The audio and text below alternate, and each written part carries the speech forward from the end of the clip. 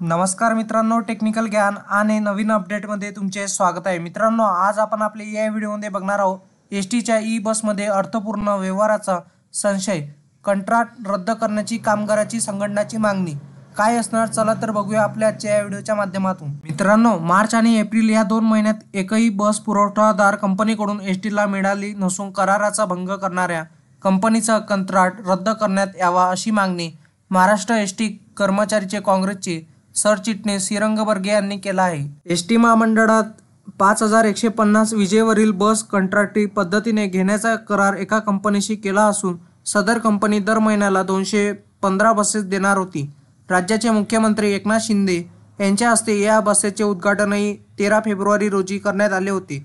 परंतु मार्च आणि एप्रिल या 2 महिन्यात एकही बस पुरवठादार कंपनीकडून एसटीला मिळाली नसून कराराचा भंग करणाऱ्या कंपनीचा कंत्राट रद्द करण्यात यावा अशी मागणी महाराष्ट्र एसटी कर्मचारी काँग्रेसचे सरचिटणीस श्रीरंग बर्गे यांनी केला आहे। याशिवाय उद्घाटनाच्या वेळी ज्या 20 बस पुरवण्यात आल्या होत्या त्या बसमधील आसन व्यवस्था चुकीची आहे, त्यामध्ये प्रवाशांना अवघडून बसावे लागते, सीट मागे पुढे करता येत नाहीत, त्यामुळे प्रवाशांची कुचंबना होत असून या चुकीच्या पद्धतीने सीट रचना असलेल्या बस संबंधिताच्या ताब्यात का घेतल्या, त्याच्यावर कोणाचा दबाव होता याच्याशी चौकशी करण्यात आली पाहिजे असेही बर्गे यांनी म्हटले आहे। चंदा दो धंदा लो या वसुली योजनेतून सदर पुरवठादार कंपनीची मुख्य कंपनी असलेल्या कंपनीने 2023 पर्यंत 966 कोटी रुपयाचे इलेक्ट्रो बॉन्ड खरेदी केले आहेत आणि यातील 585 कोटी रुपये सत्तेत असलेल्या एका पक्षाला देणगी म्हणून मिळाल्याचा संशयही बर्गे यांनी व्यक्त केला आहे।